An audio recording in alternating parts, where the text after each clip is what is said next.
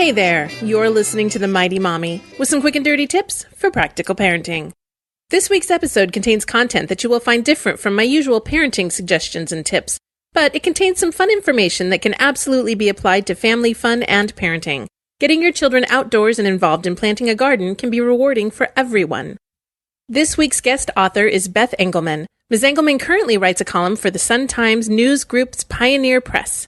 Her column, Mommy on a Shoestring, is chock full of tips, games, and activities moms can do on the cheap. Prior to becoming a columnist, Ms. Engelman was an elementary school teacher, educational therapist, and curriculum writer.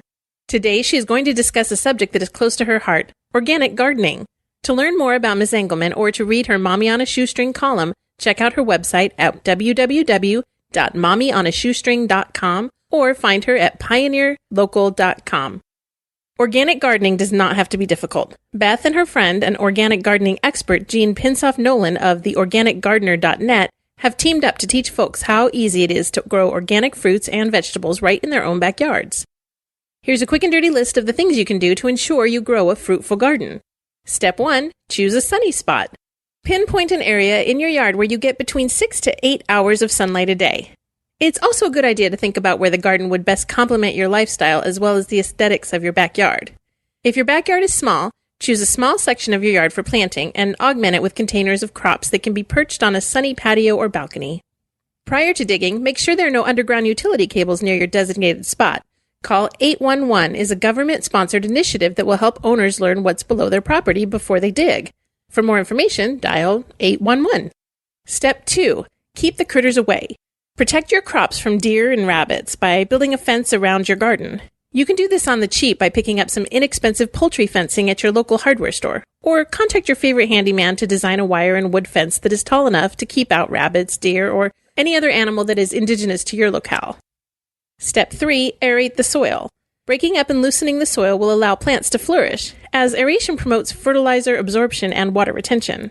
You should aerate your soil when it's damp, but not wet. Tools such as a pitchfork or shovel work well in smaller gardens and give your arms a good workout, which is always a plus. If your garden is large, look into renting a motorized rototiller at your local nursery or hardware store. Step 4. Enrich the soil. Spread organic fertilizer and compost over your soil to ensure plants grow in a nutrient-rich environment. Be sure to use organic materials only, as you do not want to introduce unwanted chemicals into your family's food supply.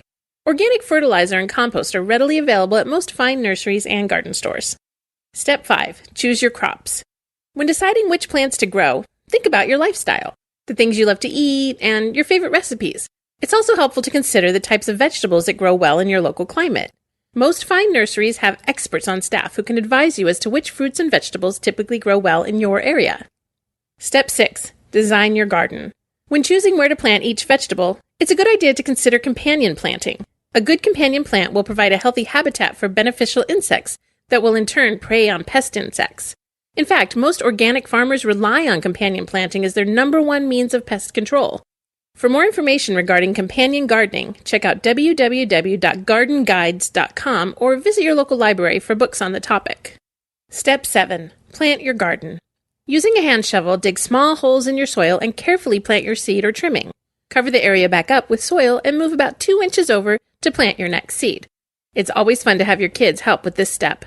Be sure to water your new garden twice a day for the first 2 weeks, then once a day after that. To ensure your plants retain optimal levels of moisture, water early in the morning or late in the afternoon when the sun is not as strong. Thank you again to Beth Engelman for creating this episode for the Mighty Mommy listeners to enjoy. You can find links to her websites on the transcript page at mightymommy.quickanddirtytips.com. That's it for now. If you'd like to request a topic for the Mighty Mommy, you can email me directly at mommy@quickanddirtytips.com or leave a message by calling 206-202-2185. Get the Mighty Mommy's Quick and Dirty Tips for practical parenting and other great shows from the Quick and Dirty Tips Network streamed to your iPhone. Download Stitcher today for free at Stitcher.com. This is your friend, the Mighty Mommy, wishing you happy and fun parenting.